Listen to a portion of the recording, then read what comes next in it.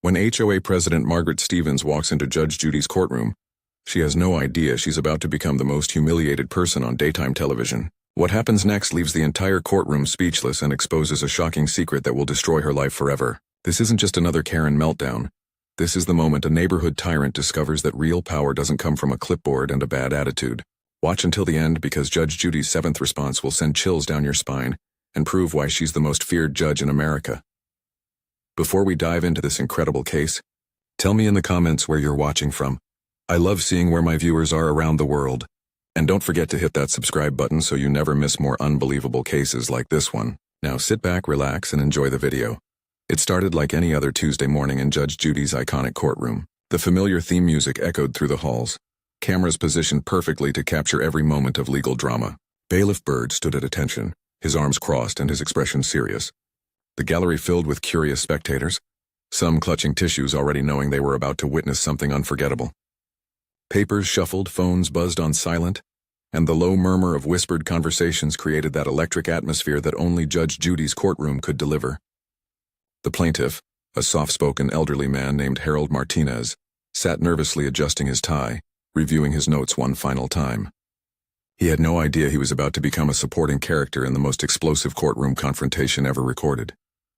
Then the doors opened. Margaret Stevens entered the courtroom like she owned the place, her perfectly pressed blazer adorned with a golden HOA president pin that caught the studio lights. Her hair was styled into that unmistakable Karen cut, and her eyes scanned the room with the cold calculation of someone who had spent years terrorizing her neighbors. She clutched a thick manila folder against her chest, her knuckles white with tension. What nobody knew, not even Judge Judy herself, was that inside that folder lay evidence of crimes that went far beyond petty HOA violations. Margaret had been running an illegal scheme that had stolen thousands of dollars from homeowners, and today was the day her entire world would collapse. Judge Judy took her place behind the bench, her sharp eyes immediately locking onto Margaret's defiant posture. The legendary judge had seen thousands of cases, dealt with every type of personality imaginable, but something about Margaret's arrogant smirk told her this wasn't going to be an ordinary day. The bailiff called the court to order. Harold began to speak about his garden gnome citation, and that's when Margaret made her first fatal mistake. She opened her mouth and interrupted the most powerful woman on daytime television. "Your Honor, I need to speak immediately." Margaret's voice cut through Harold's testimony like a knife through butter. The entire courtroom froze. Judge Judy's pen stopped mid-signature, her head slowly turning toward Margaret with the kind of deadly calm that had made grown men weep on national television. Harold's mouth hung open, his words dying in his throat as every pair of eyes in the room shifted to the woman who had just committed courtroom suicide. The camera operators instinctively zoomed in, sensing they were about to capture television gold. Margaret stood up from her seat in the gallery, her HOA pin glinting under the harsh studio lights, completely oblivious to the fact that she had just declared war on the wrong person. Judge Judy's eyebrows raised slightly, the only sign that she was processing what had just happened. In 25 years of presiding over this courtroom, she had dealt with every type of disrespectful defendant, every variety of courtroom outburst, but never had someone interrupted her from the gallery during opening statements. "Excuse me?" Judge Judy's voice was dangerously quiet, the kind of tone that prosecutors knew meant someone was about to get obliterated. Margaret, however, mistook this for an invitation to continue. She clutched her mysterious folder tighter and took a step forward, her chin raised with the kind of misplaced confidence that only comes from years of bullying defenseless neighbors. "I said I need to speak, Your Honor. This man," Margaret pointed an accusatory finger at poor Harold, "is lying about the facts of this case. As the HOA president, I have authority here." The audacity was breathtaking. Bailiff Byrd's hand instinctively moved toward his utility belt, not out of any real threat, but because his 20 years of courtroom experience told him this situation was about to explode. The gallery murmured in disbelief, some spectators covering their mouths in shock, others pulling out their phones to record what was clearly going to be an unforgettable moment. Judge Judy's face remained stone cold, but those who knew her well could see the storm brewing behind her eyes. "Ma'am, you will sit down and you will remain quiet until I call you to testify, if I choose to call you at all." Judge Judy's words were precise, each syllable delivered with surgical precision. But Margaret was too drunk on her own perceived power to recognize the warning. She had spent so many years terrorizing elderly homeowners, intimidating young families, and wielding her HOA authority like a weapon that she genuinely believed her power extended beyond her gated community. The folder in her hands seemed to give her confidence, as if whatever was inside somehow made her untouchable. Margaret's second interruption came just 3 minutes later, right as Harold was describing the emotional impact of being fined for his deceased wife's memorial garden gnome. "That's completely irrelevant to HOA regulations," she shouted, her voice echoing off the courtroom walls. This time Judge Judy's pen didn't just stop, she set it down completely and folded her hands. The gesture was small, but everyone in that courtroom knew it meant Margaret had just crossed a line that couldn't be uncrossed. Harold's eyes filled with tears, not just from reliving the memory of his wife, but from the cruel interruption of someone who clearly had no understanding of human decency. "Strike two," Judge Judy said quietly, her voice barely above a whisper but somehow more menacing than if she had shouted. Margaret either didn't hear the warning or chose to ignore it. She was operating on a level of entitlement that defied logic. Convinced that her position as HOA president gave her some kind of legal immunity. The truth was, Margaret had been getting away with so much for so long that she had lost all sense of boundaries. What she didn't know was that inside her own folder lay evidence that would soon expose her as more than just a petty tyrant. She was a criminal. The third interruption came when Judge Judy was asking Harold about the specific HOA violation notice. Margaret shot up from her seat like a rocket, her folder waving in the air. "Your Honor, you don't understand the complexities of homeowner association law." The words hung in the air like a challenge. The courtroom had gone from shocked silence to anticipatory tension. Everyone could feel it building. The moment when Judge Judy would finally unleash the fury that Margaret was so foolishly provoking. But the legendary judge had incredible self-control, and she was saving her ammunition for maximum impact. Little did Margaret know she was walking straight into a trap that would destroy not just her case but her entire life. Margaret's fourth interruption shattered every remaining thread of courtroom decorum. "Your Honor, with all due respect, you're not understanding the legal framework that governs homeowner associations." She was now standing fully upright, her voice carrying the kind of condescending tone usually reserved for explaining basic concepts to children. The folder in her hands had become a prop, waved around like some kind of legal shield that she believed made her untouchable. Judge Judy's knuckles went white as she gripped the edge of her bench. And for the first time in the legendary judge's career, her poker face cracked just enough to reveal the volcanic rage building beneath the surface. "Ma'am, are you a lawyer?" Judge Judy's question cut through the air with surgical precision. Margaret's chest puffed out with pride, completely missing the trap being set for her. "No, Your Honor, but I am an HOA president with extensive training in community governance and property law compliance." The words tumbled out of her mouth with the confidence of someone who had never been challenged by anyone more intimidating than a frightened homeowner. What Margaret didn't realize was that Judge Judy had just given her enough rope to hang herself with, and she was about to use every inch of it. The fifth interruption came during Harold's testimony about his late wife's medical bills, which explained why he couldn't afford the HOA's escalating fines. Margaret bolted upright again, her voice dripping with disgust. "Personal financial problems don't excuse violations of community standards." The cruelty was breathtaking. Harold's face crumpled and several people in the gallery gasped audibly. Judge Judy's eyes narrowed to laser points and her voice dropped to that deadly whisper that had made her famous. "Strike 3, 4, and 5. You're running out of chances, ma'am." But Margaret was beyond reasoning. The power had gone to her head years ago, and now she was drunk on the attention, convinced that she was winning some kind of battle against the establishment. Her sixth interruption was the nuclear option, the moment she crossed from disrespectful to delusional. As Judge Judy began to explain the legal standard for HOA enforcement, Margaret stood up and delivered the line that would seal her fate forever. "Your Honor, I have been the HOA president for 8 years. I have authority over property values, community standards, and neighborhood safety. I demand the respect that my position deserves in this courtroom." Her voice had risen to a near shout, and she was pointing her finger directly at Judge Judy like she was scolding a subordinate. The audacity was so complete, so mind-blowing, that even the camera operators forgot to keep filming for a moment. Bailiff Byrd took a step forward, his hand resting on his radio, ready to call for backup if this woman completely lost her mind. Judge Judy stood up slowly from her chair, her full height commanding the attention of every person in that courtroom. The silence was deafening.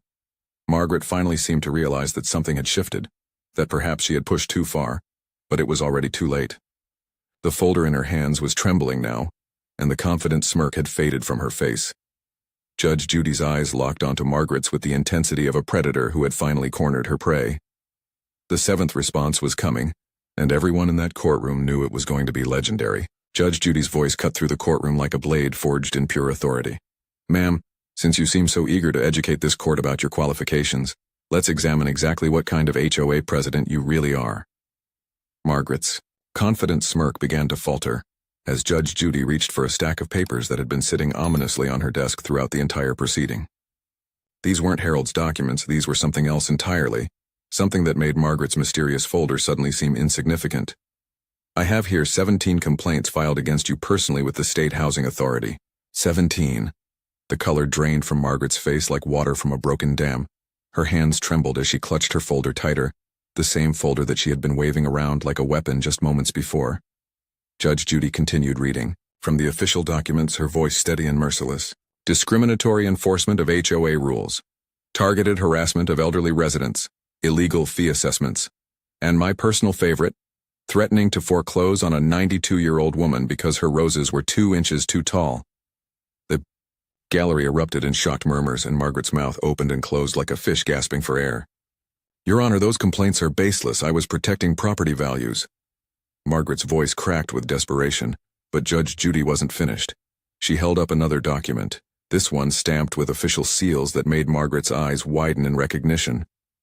This is a federal investigation report into your HOA's financial practices. It seems you've been charging illegal administrative fees and pocketing the money. $57,000 over 3 years. The number hung in the air like a death sentence, and Margaret actually staggered backward as if she had been physically struck.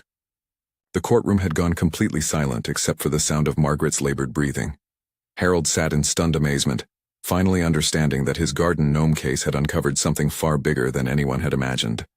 Judge Judy's eyes never left Margaret's face as she delivered the killing blow. You want to talk about authority, ma'am? Let me tell you about real authority. Real authority doesn't come from bullying widowed seniors or stealing money from hardworking families. Real authority comes from the law, and the law says you're looking at federal charges for embezzlement and civil rights violations. Margaret's legs gave out, and she collapsed back into her seat with a thud that echoed through the courtroom. Her precious folder scattered across the floor, revealing pages covered in her own handwriting, notes about which residents to target, next which violations to manufacture, which families had enough money to make harassment profitable. The evidence of her systematic cruelty was literally spread across the courtroom floor for everyone to see. If you're loving watching this neighborhood tyrant get completely destroyed, smash that like button, because Judge Judy's 7th response is about to deliver the knockout punch that will end Margaret's reign of terror forever.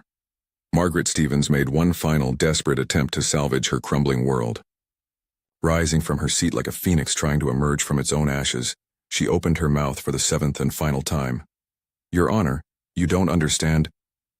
But Judge Judy's hand shot up like a stop sign forged from pure judicial authority, cutting Margaret off mid-sentence with a gesture so powerful it seemed to suck all the oxygen from the room. The legendary judge's eyes had transformed from annoyed to absolutely volcanic, and when she spoke, her voice carried the weight of 25 years of courtroom dominance and zero tolerance for fools.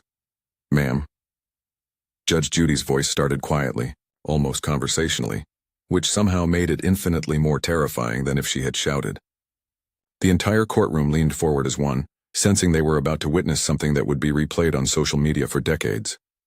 Margaret's mouth was still hanging open, frozen in the moment between arrogance and absolute terror. In my 25 years on this bench, I have seen every variety of entitled, delusional, power-hungry bully who thinks their little bit of authority makes them untouchable.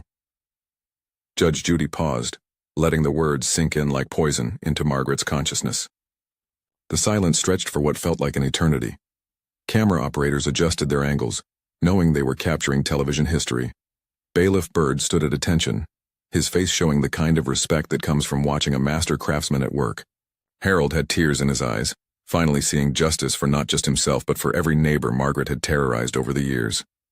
And Margaret? Margaret was starting to realize that she had just poked a sleeping dragon with a nuclear warhead. Judge Judy took a step forward, her full presence commanding the courtroom like a general addressing troops before battle. But you, Margaret Stevens, you have just earned yourself a masterclass in what real consequences look like. You will sit down, you will shut up, and you will listen to me destroy every pathetic delusion you have about your imaginary power. And in case your criminal little brain is confused about who has authority in this room, I'm the judge here, not you. You're nothing but a neighborhood bully with a clipboard and a federal investigation breathing down your neck. The words hit Margaret like a physical blow. Her face went through a rainbow of emotions: shock, disbelief, rage, and finally, the dawning horror of someone who realizes they've just been publicly executed on national television. The courtroom erupted in barely contained gasps and murmurs, but no one dared to speak above a whisper. Margaret's hands were shaking so violently that she had to grip the back of the chair in front of her to keep from falling over. Judge Judy wasn't finished, but everyone knew the kill shot had already been fired. Margaret stood there like a statue, carved from pure humiliation, her entire world crashing down around her as Judge Judy prepared to deliver the final blow. The legendary judge returned to her seat with the measured pace of someone who knew she held absolute power over Margaret's fate. "Here's what's going to happen," Judge Judy announced, her voice carrying the finality of a death sentence. "I'm ruling in favor of Mr. Martinez for the full amount of his medical bills that you illegally tried to collect through fraudulent HOA fines. $23,000. Margaret's gasp was audible across the entire courtroom. But Judge Judy wasn't finished destroying Margaret's life. "Furthermore, I'm ordering a complete audit of your HOA's finances, and I'm recommending that the State Housing Authority investigate every single violation complaint filed against you." Margaret's knees buckled, and she had to grab the railing to keep from collapsing completely. The folder that had once represented her imagined authority now lay scattered across the floor like the remnants of her shattered reign of terror. Harold wiped tears from his eyes, finally seeing justice for his late wife's memory and for every neighbor who had suffered under Margaret's tyrannical rule. "And one more thing," Judge Judy continued, her voice carrying a hint of satisfaction that sent chills through the courtroom. "I'm forwarding this case file to the federal prosecutor's office. Embezzlement is a felony, ma'am, and you're looking at serious prison time." Margaret's face went from pale to gray to completely bloodless. She opened her mouth to protest, but no sound came out. The woman who had terrorized an entire neighborhood with her clipboard and manufactured authority had been reduced to a trembling, speechless shell of her former self. The gallery erupted in barely contained celebration. Residents from Margaret's neighborhood who had come to support Harold were crying tears of joy, finally free from years of harassment and illegal fines. Margaret stumbled toward the exit, her high heels clicking frantically against the courtroom floor as she tried to escape the cameras and the judgment of everyone watching. But there was no escaping what had just happened. In less than 30 minutes, Judge Judy had exposed Margaret's crimes, destroyed her authority, and delivered justice to every victim she had tormented. The neighborhood tyrant's reign was over, and justice had finally been served on a silver platter. As the courtroom doors swung shut behind Margaret's humiliated retreat, the atmosphere transformed from tense anticipation to pure celebration. Harold Martinez sat in stunned disbelief, his weathered hands covering his face as 20 years of grief finally found its resolution. The garden gnome that had started this entire legal battle wasn't just vindicated, it had become the symbol of resistance against neighborhood tyranny. Judge Judy stepped down from her bench, her stern expression softening as she approached Harold with something rarely seen in her courtroom: genuine compassion. "Mr. Martinez," she said quietly, placing a hand on his shoulder, "your wife would be proud of what you did here today." The impact of Margaret's downfall rippled through the community, like a tidal wave of liberation. Within hours of the episode airing, social media exploded with videos of the legendary seventh response. Judge Judy shut down trending worldwide, as millions of viewers shared the moment when Margaret's reign of terror came crashing down. But more importantly, the real residents of Willowbrook Estates were finally free. Mrs. Chen could display her bird feeder without fear. The Rodriguez family's children could draw hopscotch squares on the sidewalk without facing $100 fines. Veteran Tom Mitchell could fly his American flag at whatever height honored his fallen brothers. The neighborhood that had lived in fear for nearly a decade was finally breathing freely.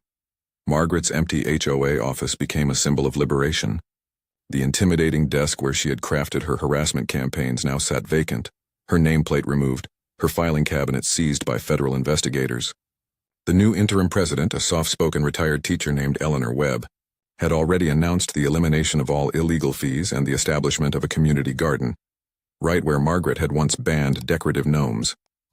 The transformation was swift and complete, like watching sunlight break through storm clouds after years of darkness. 3 months after the courtroom showdown, Harold received a letter that brought tears to his eyes. The federal investigation had uncovered evidence of Margaret's crimes spanning back 7 years, affecting over 200 families. The restitution fund would return every penny of illegally collected fees with interest. But more than the money, Harold treasured the accompanying note from Judge Judy herself. "Justice isn't just about the law, Mr. Martinez. It's about making sure bullies never win. Your wife's garden gnome helped save an entire community." The ripple effects extended far beyond one neighborhood. Across the country, Homeowners who had suffered under tyrannical HOA presidents began filing complaints, armed with the knowledge that justice was possible. Legal aid organizations reported a surge in requests for help with HOA abuse cases. Margaret Stevens had unknowingly become the poster child for everything wrong with unchecked homeowner association power, and her public destruction had given courage to countless other victims. As for Margaret herself, the federal charges resulted in a plea deal: 18 months in federal prison, 5 years probation, and a lifetime ban from serving in any HOA capacity. She was forced to sell her house to pay restitution, moving to a small apartment 3 states away where no one knew her name or her shame. The woman who had once ruled with an iron fist over property values and community standards was now working part-time at a retail store, her dreams of authority forever shattered by 7 words from Judge Judy. "I'm the judge here, not you." The garden gnome that started it all still sits proudly in Harold's front yard, now accompanied by a small memorial plaque honoring his late wife. Neighbors frequently stop by to thank him for his courage, and children from the block often leave small flowers by the gnome's base. If this story of justice triumphing over tyranny inspired you to stand up against neighborhood bullies, subscribe and hit that notification bell because we've got more Karen takedown stories that prove justice always wins in the end. Sometimes it just takes one brave person and one powerful judge to change everything.